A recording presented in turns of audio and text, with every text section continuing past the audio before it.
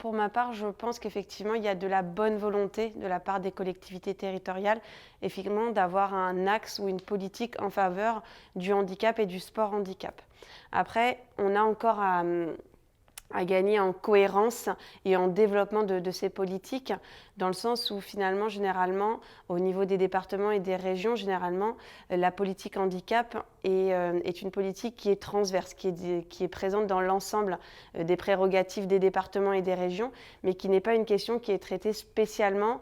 par des experts ou par un comité. Et ce qui fait que, par exemple, parfois, on va avoir un manque de coopération, de cohérence entre les décisions qui sont prises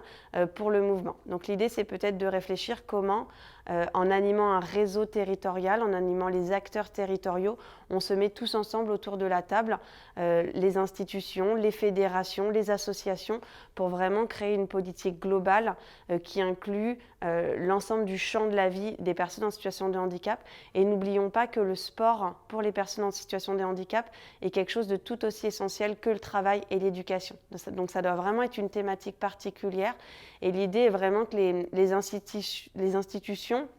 que les politiques connaissent vraiment la pratique qui est présente sur le territoire, les instituts qui sont présents sur le territoire, pour mettre en relation tout le monde et finalement dispenser une pratique de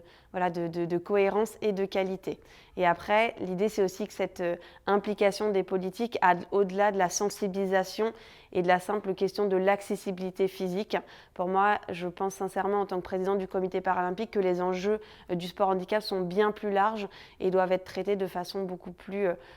diverse par les politiques sur les territoires.